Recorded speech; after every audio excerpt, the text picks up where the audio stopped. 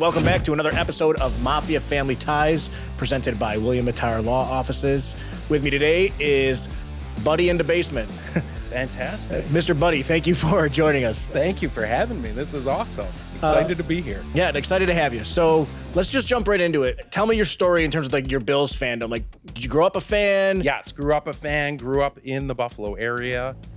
And first Bills game at Rich Stadium was against the Falcons. I think I was probably about 8 or 9.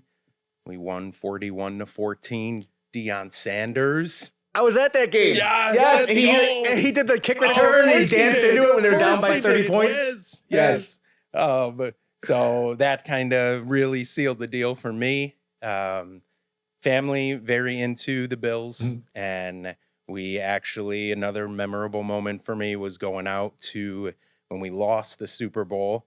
Only in Buffalo do you have a rally when you lose the Super Bowl.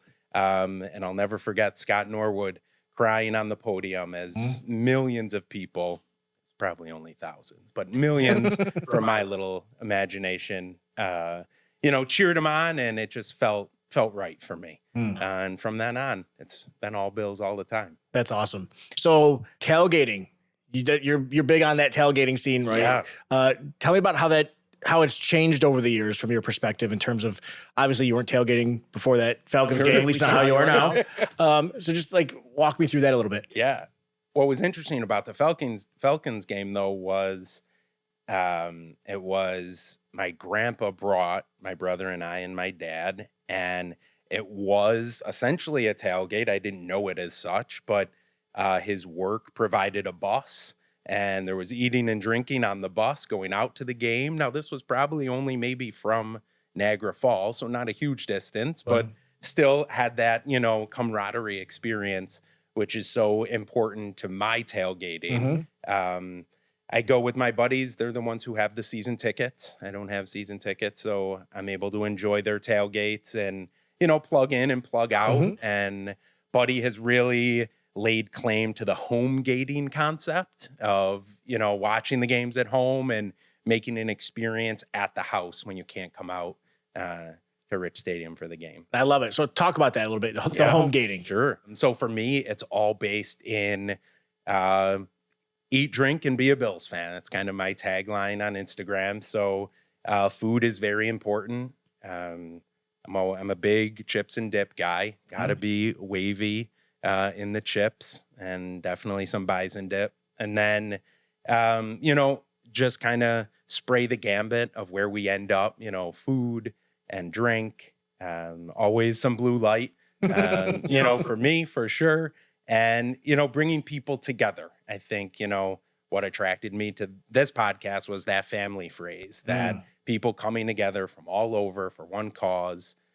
So much of our world is not that. So I really appreciate that concept, being a Bills fan all over the world. Yeah. Yeah. That's really what makes, the fandom special is like you said, we all have different opinions and thoughts and backgrounds and trades and whatever it is. But this is the one thing we can all get together once a week, honestly, 12 months out of the year, the way we analyze this team and just celebrate together. Totally. And I'm sure we all have those stories of being out of town and seeing the Bills hat or seeing the Bills shirt, and you lose your mind, tripping over people and streets and sidewalks just to say, hey, go Bills. And that's it. That's all you needed. And I lived out of town for a good bit doing schooling and other things. And that's always been my experience of, those quick one-liners to make it through your day. Yeah. It's funny how much we take it for granted here, right? My gosh, yes. And you say go Bills. You mentioned that, how here you'll say go Bills. And sometimes people most of the time people are like, yeah. But when you're out of town, you say go Bills, it's an automatic go Bills back. Totally, yeah. So I lived in Philadelphia for a little bit. And that was like a rally cry, go Bills. There were hugs then ensued and all sorts of other fun and exciting things, drinks being bought at the bar. But here it's just like our salutation to each other, you go Bills. I love it. So in terms of your fandom and, growing up, leaving, getting all those different experiences, you've probably seen a lot of things change through the fan base over the years. What are some things you've seen evolve, and what are some things you think will never change? Yeah, so it was always really important my my family had season tickets back at the Rock Pile, and it was always really important for my dad to take us to see what that experience was like. And it seems so foreign to us because it's right in the neighborhood. There doesn't seem to be a lot of, experience of parking lots and things of that nature. And then, the experience now is, very different, where I can remember going to games and, maybe pulling in an hour before, 2 hours before, having a quick sub, and getting into the game to, to see the Andre Reeds, the Thurman Thomases, the Jim Kellys. And now, gosh, if we're not to the stadium, for 5 hours beforehand, I don't know what we're doing. We got the shakes waiting for these 7 o'clock games, 8 o'clock games, which is just horrendous. But there's a evolution to how involved we are. But one thing has remained the same is how passionate of a fan base we are, no matter what you call us, right? We were, the 12th man forever, and different names are coming about and evolving into different things. And the opportunity to be able to do that is just neat to watch unfold. Oh, yeah, no doubt. You mentioned the home gating. You have a pretty popular Instagram account, BuddyInDaBasement. How did that start? What are some of the things you're enjoying about doing it? Where do you get the content ideas from? Sure. It all started in 2020, being at home for long periods of time. And I call it research, but I did a lot of watching of all sorts of social medias. And I saw a lot of interesting people doing a lot of interesting things out there. And my phrase is, I can be one of these idiots online. And that's kind of where the spark came from. And I was like, I can do this. And so it started about 2.5 years ago now. And my gosh, I was all over the map. I didn't know what I was up to. I didn't know what I was doing. I have no background at all in videoing and cinematography and all the technical stuff. And then finally, about 6 months in, it kind of clicked. I was like, hold on, like, we're Bills fans. We can make this happen. As much relatability to Buffalo as I can do. I wanted to kind of zoom in on that piece as well. And then it just got rolling. And then in the past year, we gained, I would say, about 10,000 followers. Yeah. So we're up to just shy of 15,000 followers. Love it. Please like, subscribe, share, do it all. I guess it's follow on Instagram, excuse me. But it's just been one way. I've never been creative in my life. And this has been one avenue where I have been able to, come up with an idea and watch it unfold in real time. Yeah, it's fun to watch it happen. I discovered you through we share a barber at Chiefs. And Ricky at Chiefs was telling me have you heard of this BuddyInDaBasement? And I was like, I don't think so. He's like, you got to check him out. He comes here. He's great. He's hilarious. So I got home, followed you, and it's been a trip. Awesome. I've enjoyed it. Awesome. Man. Well, thank you, Ricky, for sure. Shout out to those guys at Chiefs. They've been awesome to me.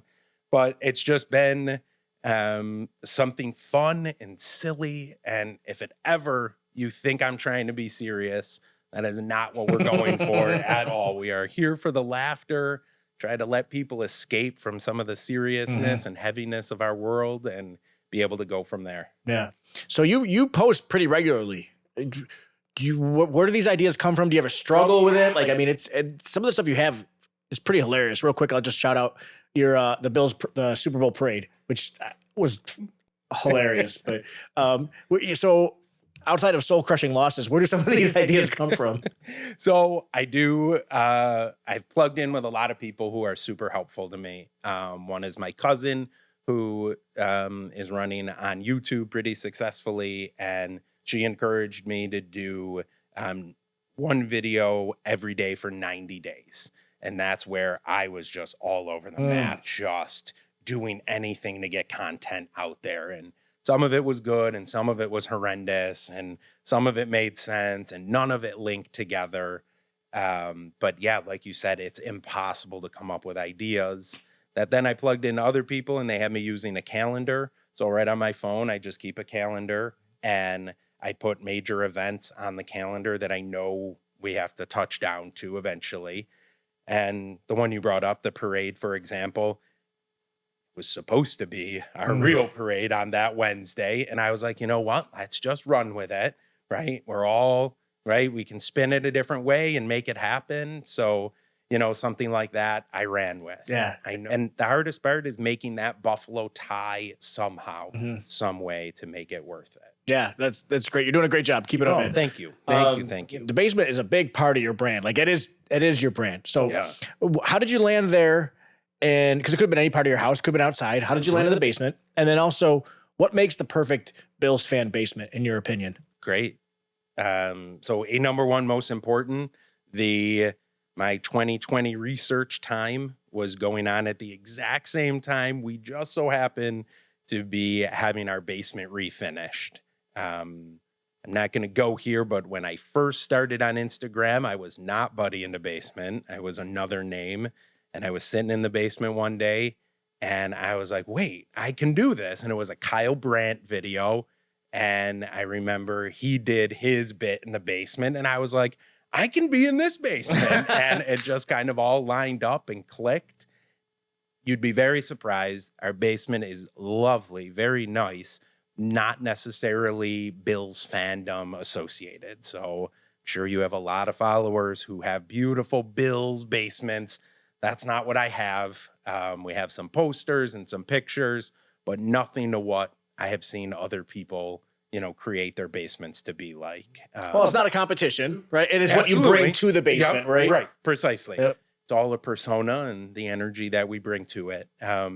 But just something that, you know, having Bill's paraphernalia and, you know, maybe a box of Flutie Flakes next to Josh Jacks, you know, is important to us. Or, you know, I was able to get my hands on one of the Steins from the last game at Rich Stadium, Ralph Wilson, whatever we're calling it these days. And that's down there in a prominent place. So all little things that made it special. No, that's awesome. Favorite player as you were growing up? Gosh, favorite player hands down is Bruce Smith. Think the world of him, played awesome, made so many game-changing plays that really helped our offense, you know, jump into high gear. I'm also a big Marv Levy guy. I think he was really helpful, and his energy and what he's now able is just unbelievable. So for sure, those two guys. Yeah, no doubt. Marv's still putting out videos and unbelievable. Gosh, I've always wanted a cameo from Marv Levy, but I haven't been able to get my hands on that yet. Yeah, no, he's got so much energy. We had the opportunity to do a shirt with TSE a couple years ago, and about Marv, and he's wearing it. And he's like, "Hello, Bills Mafia." It was so it's great. He's got that exactly. He's amazing. He's a legend. Yeah, literally for sure. And now Josh Allen has totally stole my heart, life, and soul. I love everything about him, think the world of him, and he's for sure, you know, the pinnacle of what it means to be from Buffalo. Oh, absolutely. Who would ever thought? Because for so many years, the whole California quarterback thing was like, oh, we don't want another California quarterback. And then they draft Josh Allen, and he is like Buffalo through and through. He really is. And I just yesterday did some research. So I do a knockoff of One Bite Buffalo from Dave Portnoy, and I just found the video where Josh was with Dave, and they did a review back in 2018 together, and just unbelievable to think about. Like, eventually my dream is to have Josh, you know, do a pizza review with me, but just really neat to see and just think about how much growth has happened from 2018 to now. Yeah, you see videos or photos of him from the draft or from the combine. You know, this time of year, we're going to see a lot of different combine, you know, memories and everything. He was just a little baby. Yeah, for sure. For sure. He's totally grown up with us. Yeah, and truly. I think we can say we have aged a good bit too with some of these games. Absolutely. And gosh, my blood pressure and heart rate definitely, you know, is skyrocketed at times, but he's definitely grown up in Buffalo, which has been nice. No, it's awesome. So speaking of growing up, earliest Bills memory, favorite Bills memory? I think wide right is forever going to be, ingrained as a memory and needs to be mentioned. I just posted Don Beebe stripping the ball in the Super Bowl is another one that I can vividly remember as a kiddo, people referencing as like the grit of Buffalo and never giving up. And like as a wannabe athlete, like that really meant something to me, going forward. And then I think we've had, there was the moment Bruce Smith jumping on Bledsoe's back, and Bledsoe was able to hold him, which is just mind numbing to me to think about. Was that Bledsoe's first game, like his rookie year? I think so. Yeah. They had those goofy jerseys with the giant Elvis head on it. Yes. Yeah. So just, things that stick out, and then so many from the recent, Josh Allen era that, every leap I think I felt in my bones somewhere, the amount of snow we have sat in to watch this team is just unbelievable. Yeah, absolutely. It's because the shovelers do a good job cleaning those stands, but they don't always get to every single seat. Not at all, especially where I'm sitting. They're definitely not cleaning up there. So you open the 300s typically? Yeah, usually, for sure. Had a great opportunity. Labatt has hooked me up with great seats regularly. Let's go. Yeah, just being able to be in that lower bowl is like a whole nother game, a whole nother situation going on down there. That's fantastic. So any longstanding traditions or superstitions that you have? A little bit of everything, right? They got to be wearing the right clothes. Can't say, weird things, about games. I'm one of those guys. I have always said, it's not if we get to the Super Bowl, it's when we get to the Super Bowl. But nothing outrageous, no special underwear that I put on or no strange thing I have to take 7 steps forward and 8 back, nothing like that. Just enjoy the game and make sure people are coming together in that experience. Yeah, I always say if I had the level of control that people think we have when it comes to controlling what goes on the field, like we'd have 20 Super Bowl championships by now. Yes, we would. But I always wear my Captain America socks just in case. Okay. Doesn't make sense? Yeah. But I have my Josh Allen ones that I wear all the time. So absolutely. Yeah, for sure. All right, stadium. It's been through a lot of different eras, even in our lifetime. Yeah. What are some of the ones that stick out to you, and what are some of the qualities that have carried through? Yeah. So as I mentioned, my buddies are the ones who have the season tickets. And one of the things that one of my good buddies pointed out was painting those pillars from white to black, I think was a big moment for. Yeah, that's a good point. Right? Yeah. Like really, that's a minute detail. But, when I think of Buffalo from when I was growing up, they were always white. And now that they're black, it does set this tone that we're out for blood. And we're going to get it someday. I know it. But, that is one minute thing that, I think does make a difference. Yeah, I like that. In that experience. Growing up as well, we always parked in lot 5. That was always a number that I remembered.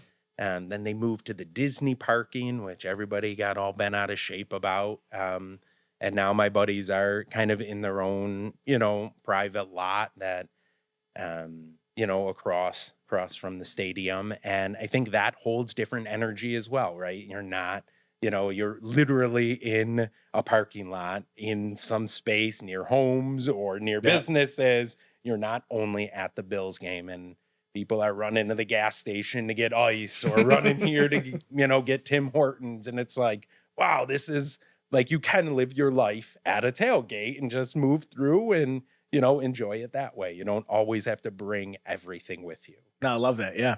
So speaking of tailgates and home gating, pros and cons to both, and do you prefer one over the other? We just had the experience. We were at the Eagles game, and I brought everything in my truck. I brought heaters. I brought a deep fryer so we could do wings. I brought the wings. It was just so much to pack. And then not to mention, you got to have your coolers of drinks, and we had 3 changes of clothes because it poured on us. I had 2 tents.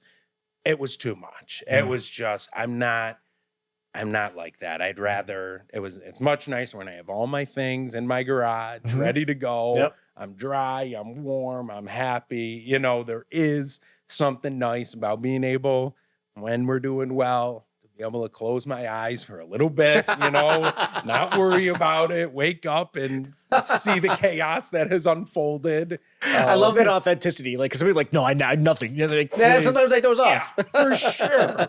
For sure. You can only take so many of the bubble screens without, you know, screaming and yelling. But that's something you could never do, you know, in the stadium, right? Oh, I've seen it done. Well, yes. It doesn't always go well for that person. No, it does not. You know, so there's being able to get to the bathroom when you need to, being able to, you know, if you have to take a phone call, right? These are all things that we try to be able to still live our life, even though it's impossible when the Bills are on. Yeah. Also, shame on anybody that's calling us during the Bills game, right? Right. If you're looking to get business done, you know, it's not the time. No, not the time. No way. If you're able to add one thing to the new stadium, you're probably pretty familiar with what's already, you know, we talked about it at length now in the media and everything, but like, if you're able to add one thing that you don't think is going to be there, what's that one thing? Is a banner the wrong answer? A Super Bowl banner? That's a really good answer. Okay, great. So we're going to have to wait a year. We're going to have to wait a year. Okay. But I'll take it. Yeah, I'm with you, man.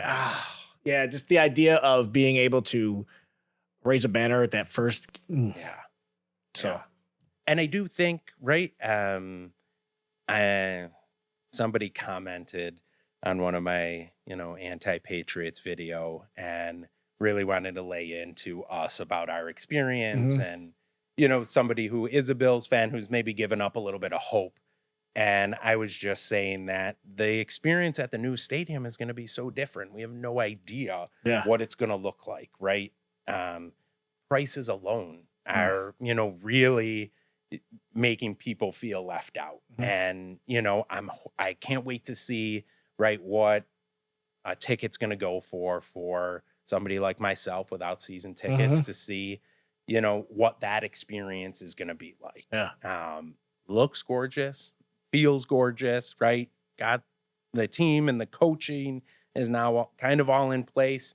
Let's see what we do, you know, on the field when that unfolds. Yeah, there's a lot to be learned. So we're going to discover a lot. Okay, so switching gears a little bit. You've had the opportunity to actually be like featured like in Thursday Night Football and like a lot of attention. What was that like? To explain the feelings that you had and like how it all came together. Yeah. So my sister-in-law, in fact, sent me a post from Big Tree restaurant that they were running a Ryan Fitzpatrick lookalike contest. Now, since Fitz was here, I have been told I look like him forever. And so I was like, yeah, let's check it out. What the heck? Let's see what happens. And of course, everybody has an opinion, right? Do I go, I have a Fitz jersey. Do I wear that? Do I go with his crazy outfits that we have seen him pregame, postgame in?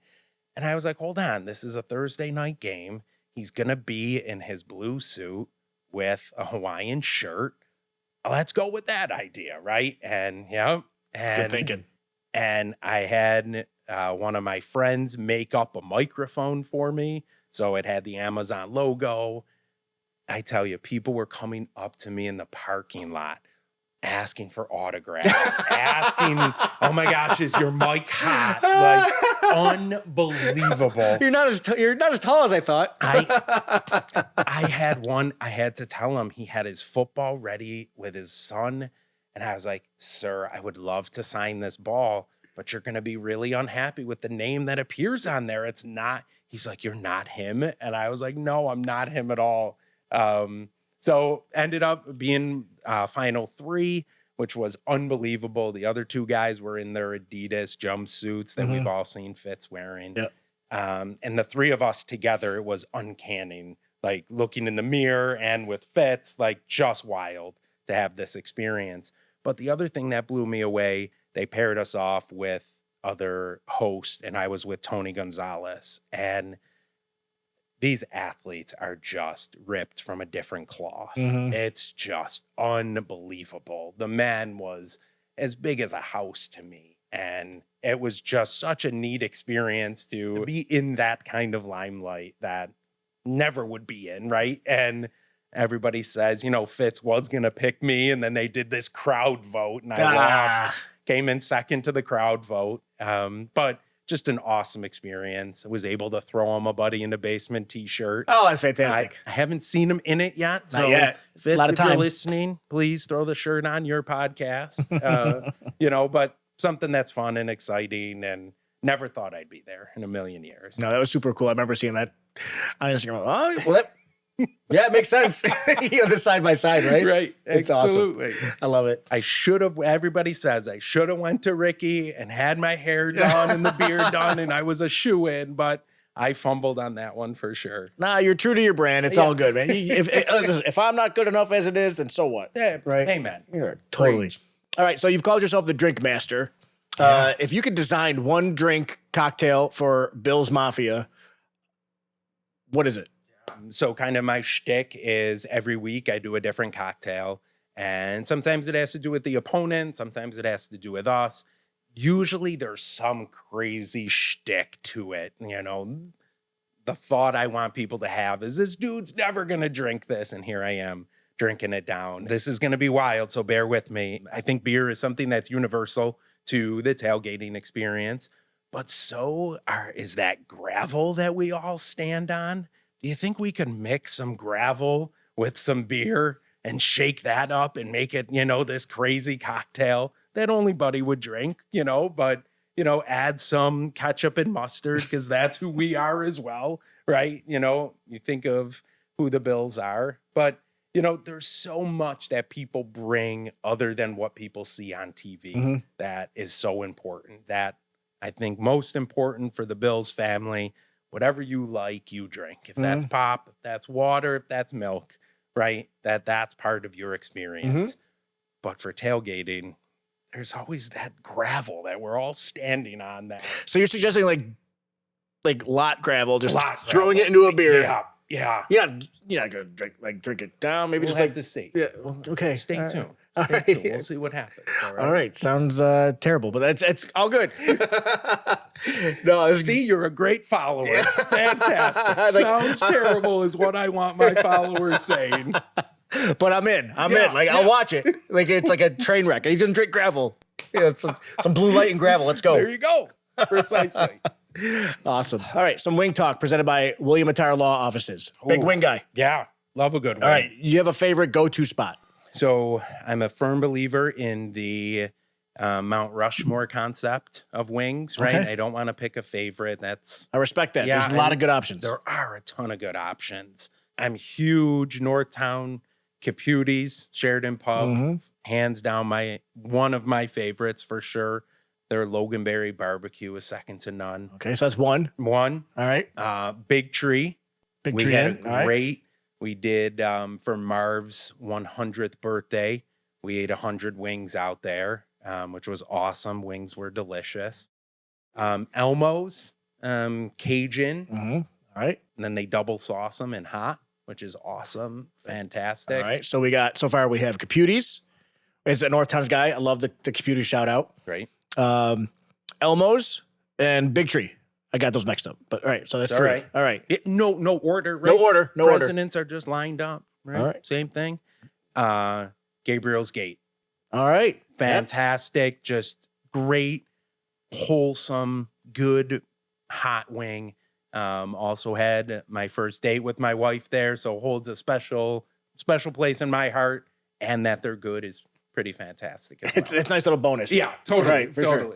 So you mentioned the was it the Loganberry barbecue? Is that what you said? Yeah. At Caputis. Is that like your favorite wing sauce flavor? My buddies will let you know this anytime, but I am such a sucker for advertising.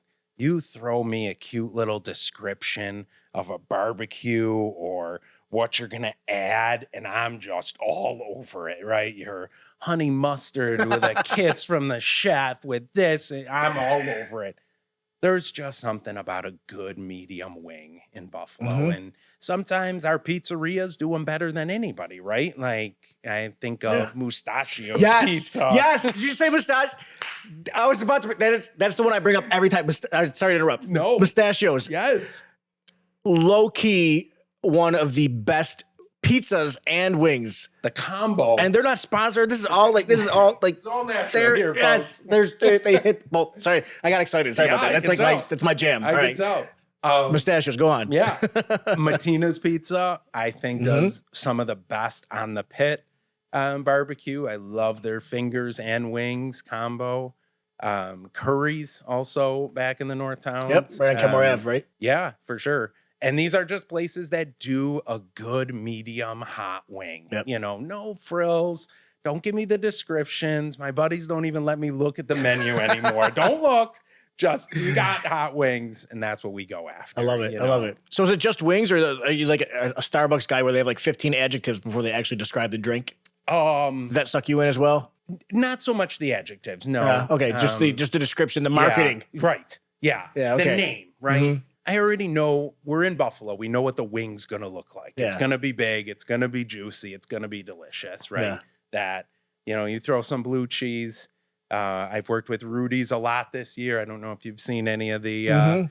carrying my purse of blue I cheese have, yes. disgustingness. That Absolutely has disgusting. ensued. Yeah. because- Repping hard. I appreciate that as for a sure. Buffalonian. What's the most you've ever put down? So 4 of us go out pretty regularly, Wings and Beer Club. And we are usually in the, 13 to 23 range per person. I sit a little bit closer to 23. I'm not as concerned about my health as my other buddies are, but, I don't have an exact number, but Okay, just I'll- curious. yeah, Like, I'll we had take- someone on earlier who said 43 was the most you ever put wow. down. That's what I said. That's a lot. Yeah. Yeah. It's quite a number. that really is. And thinking that like a bucket is 50, Yeah. kind of share a little bit. Yeah.